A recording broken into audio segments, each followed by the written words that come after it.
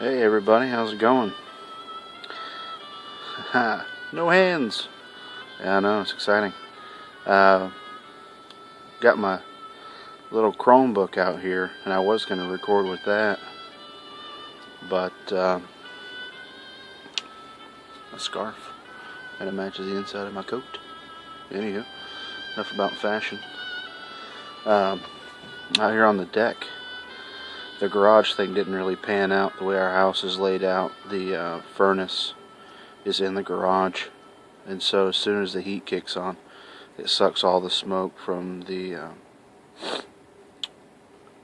garage into the house. And then, although it smells great in the garage, for some reason once it gets to the house it just smells, to my wife, it smells bad. And so I don't want it to smell bad in the house for her. So I moved out here to the deck, and thankfully in Wisconsin we're having a heat wave this week, and it's like 27 right now, 25 degrees, somewhere in there. It got up to 37 today. I almost pulled my shorts out. A little bit of a joke, but I could have. We've been in the deep freeze for a while, and it sucked, and it's been really unpleasant. But this week is alright. Got some snow, got some more snow coming tomorrow, and my oldest boy has a Christmas show at school, so we prayed tonight that we wouldn't get any crappy weather to call off the Christmas show so I can go see him. Normally I have to miss all this stuff because I'm working until like 7:30, 8 o'clock at night sometimes. So just got a little bit of a fire going, and got my green table set up. Wife, I think, is about to go to bed, so I'm moseying my way out here after my little cat nap after dinner. She made some awesome lunch today. It was plain bagels with tuna patties with a slice of pineapple on top, a couple pieces of avocado, and some cheddar cheese melted on top. That was so good. And then she baked some cookies, baked some more cookies, and made a peach cobbler. And then a good friend of ours stopped by with a custard apple pie. Oh, it's so good. And then she got to dinner and she made a cheeseburger soup. I know, I'm gaining weight, I think, but I can do with it. It's alright. Good stuff today. So anyway, I'm out here, had a little cat nap, freed up my hands so I can do some business, and talk to you guys about something that I learned today that I wanted to share with you. Kind of deciding which way to go here. Robert the Bruce, Scottish style ale, or Guinness Extra Stout, brewed in Canada.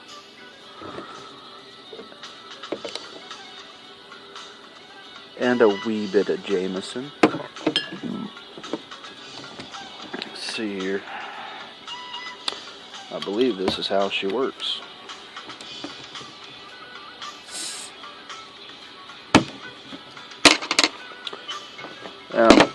I don't normally ever, I don't know if the music's too loud, but I don't know if I can turn it down anymore.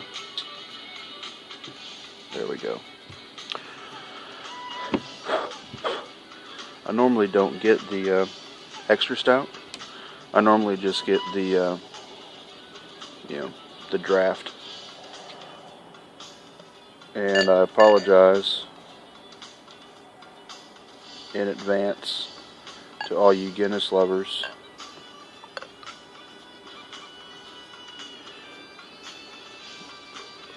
And I guess that would mean I apologize to myself.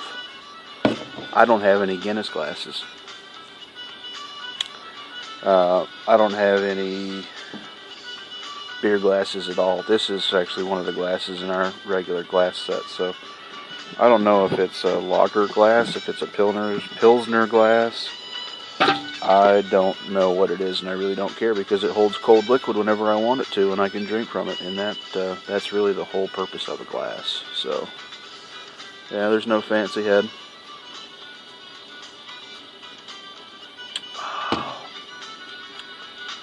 Ooh, that's good. Just set her off to the side. So let me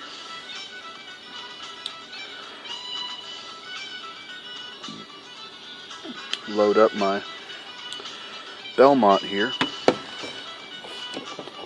while I talk to you about what I learned today. Now, for those of you who celebrate Christmas, or think that you celebrate Christmas, I have a book that I got from my very great friend, very dear friend,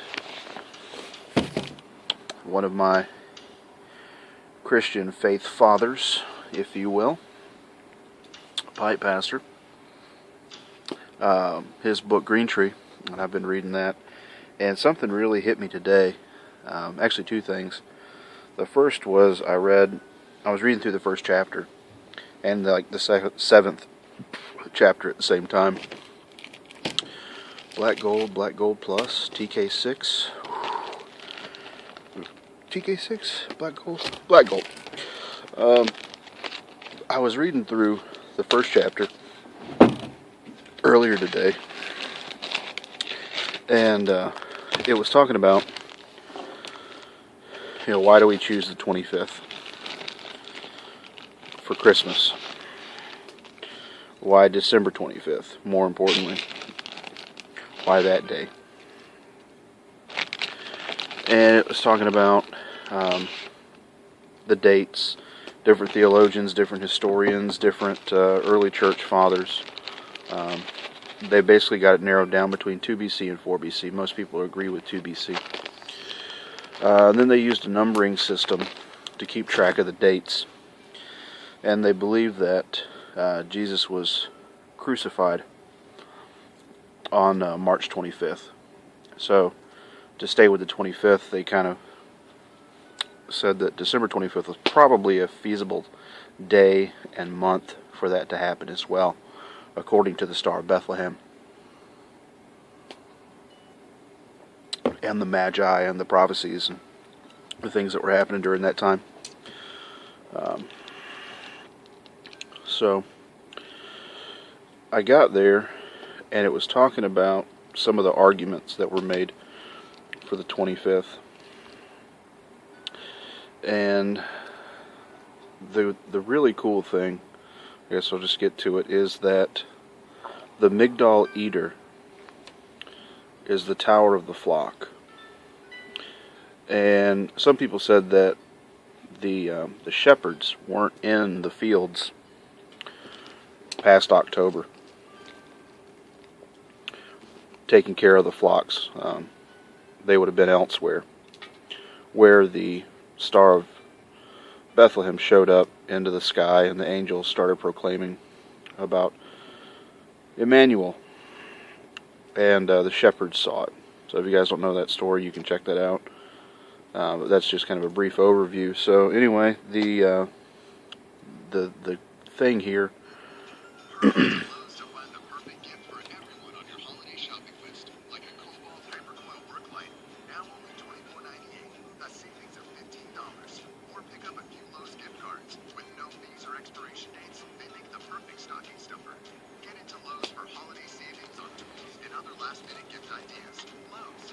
Stop improving. Offer valid December 18, 2013 through January 2nd, 2014. While supplies last, some restrictions apply. See store for details.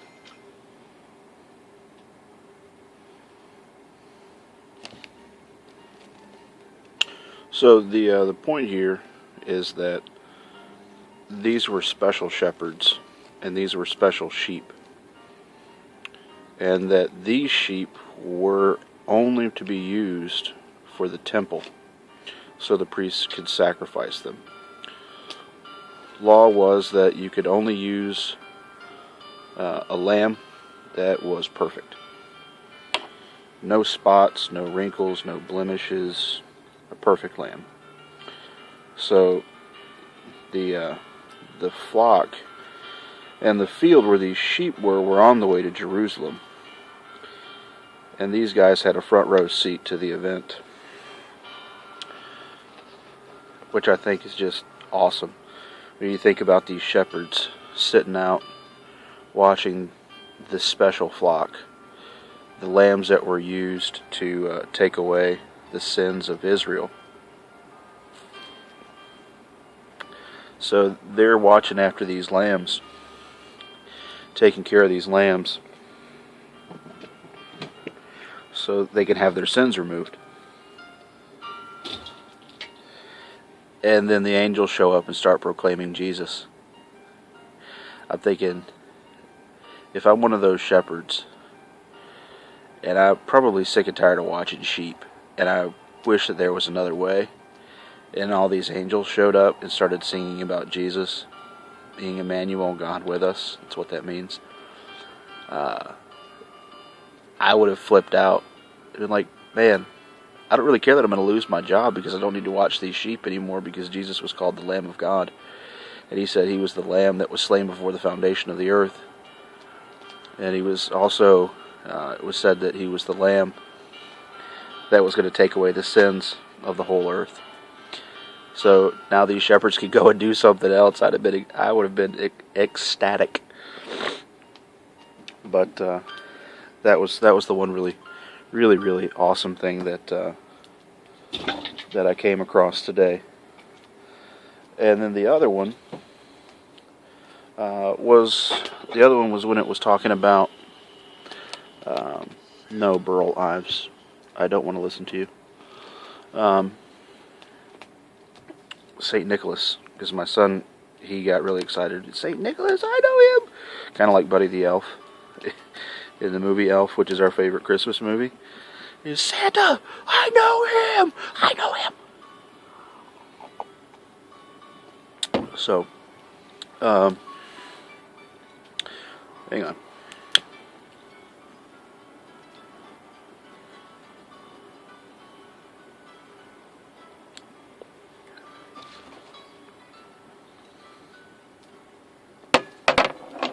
Anyway, Santa Claus, Saint Nick.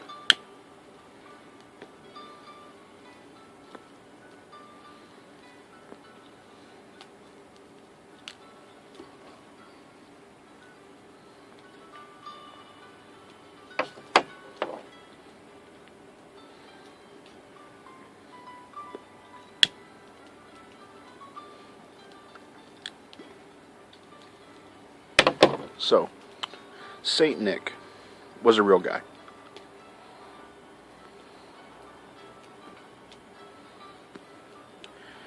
It's a pretty sad story to start with. Well, it's a pretty good story to start with, but then it gets sad and then it gets happy.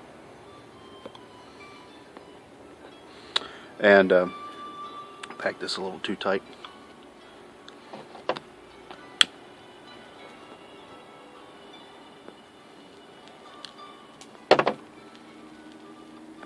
There we go. So, he says, in the book talking about St. Nick,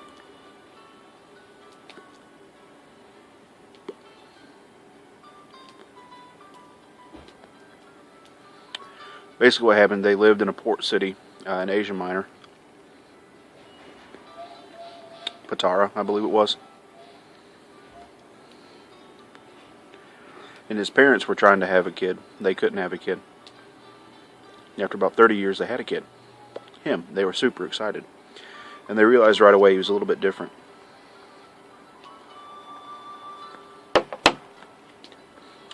He really loved God. Really loved studying about God. Was really interested in the life of Jesus. He had an uncle who was a priest. Well, to make a longer story a little less long, Nicholas grew up. Everybody could tell he was a little bit different because of how much he loved God and how much he followed the life of Christ. And he had a real love for the poor, the needy, those who were downtrodden, kind of beaten up, prostitutes, sailors, thieves, basically the unwanted people and the unliked and unloved people of the world, which is the people who need to love the most. So, note to self. Nicholas's parents got very sick, and they died, leaving Nicholas an orphan. Nicholas's uncle took him in to the monastery, raised him up there, and his uncle was really impressed that Nicholas had such a desire and a love to learn about Jesus and his life, and spent a lot of time reading the Gospels, Matthew, Mark, Luke, and John, which basically tells about the account of Jesus, where he came from and where he went to, that kind of thing. So, this is not Celtic Christmas music. Spotify, you are letting me down. So, at 19, Nicholas became a priest. Very happy uncle, very happy Nicholas. Nicholas went into taking care of kids, orphaned kids.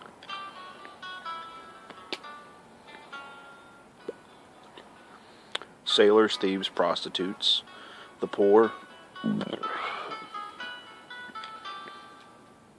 That was kind of his thing. So he got to the point where Nicholas was just hammering it. And then Diocletus, I believe, put out an edict that says you have to worship him and nobody else. And Nicholas said, no, ain't happening, dude. So Nicholas and his followers and the people that he worked with ended up spending 10 years in jail. They let him out. He went right back to the monastery and began preaching again, showing the love of God, which is what it's all about, is getting people to see who God really is. Not somebody who wants to beat you over the head with a stick, not somebody that's waiting for you to mess up, not somebody who is just looking for a chance to smash you into the ground, but someone who loves you and wants the very best for you. So he kind of helped show that to people, when most people didn't want to do that, which is even better.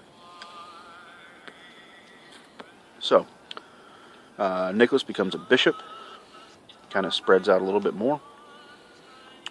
Then he has a friend who's a shipping merchant.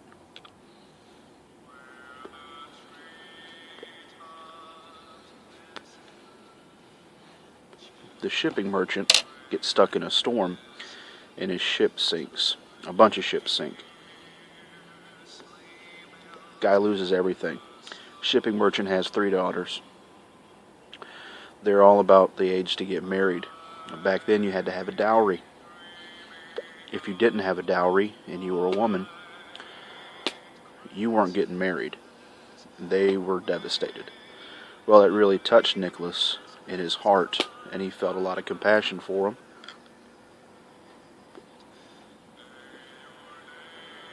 So he took it upon himself to give little bags of gold to the merchants in secret. One of the daughters, the oldest one, took it upon herself to become a prostitute so she could pay the dowry for her sisters, which I don't want to say is commendable. Her heart was in the right place, her mind wasn't, though.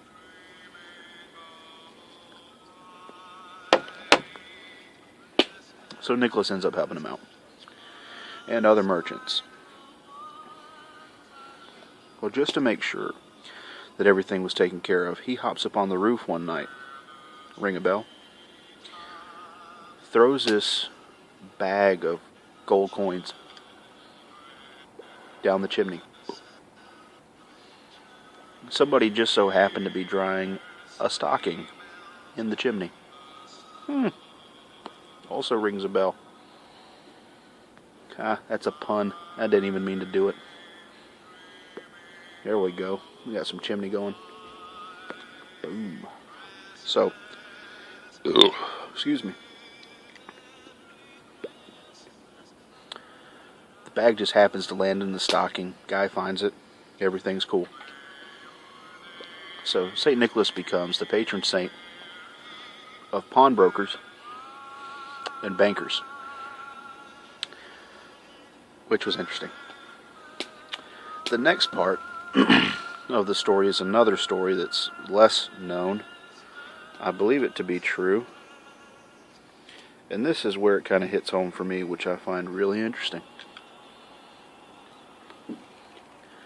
There's a gruesome murder that an innkeeper did at an inn. He killed 3 little boys. Stuffed them into pickle brine barrels. Nicholas shows up at the inn. And he's talking with the innkeeper. And God, through His Holy Spirit, kind of tells Nicholas in his heart, not audibly, but in his heart, about what happened to the boys.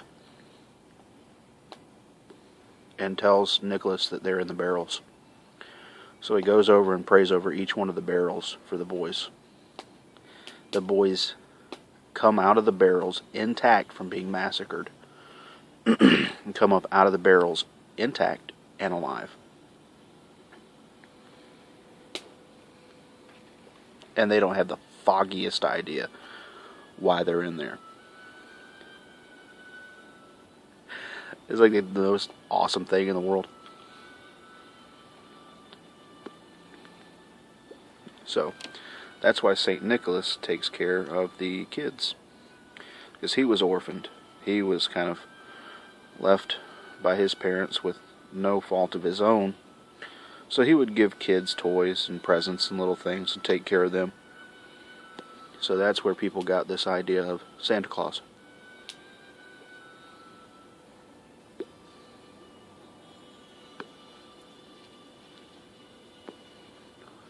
But the story of Jesus is way more interesting than the story of Santa Claus. Saint Nick I can get down with. Saint Nicholas. But this over-commercialization and capitalization on things for Christmas has really just wore me out this year. I'm just over it.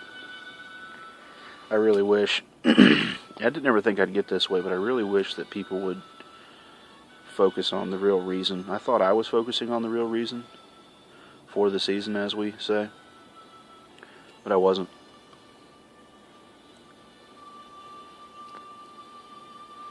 And now I am, and it means so much more. So, when you know why you do something, as opposed to just doing it because you've always done it, it means a lot more, or you can make it mean more. So, well guys, that's enough for this video. If you've stayed around for 23 or 24 minutes and listened to this, thank you. If not, then you won't see this part, and it doesn't matter. But, thanks guys. Hope that you can enjoy this season and this time, and hope you really know why we're doing it. Light up your pipe. Light up your world. No, that's not right. That's not mine. That's Pipe Padres. May your beards grow long. May your pipes stay full. And may you always be yourself. Hey, that's not mine either. Merry Christmas. Happy New Year. I don't know you, but we're friends. See you later, guys.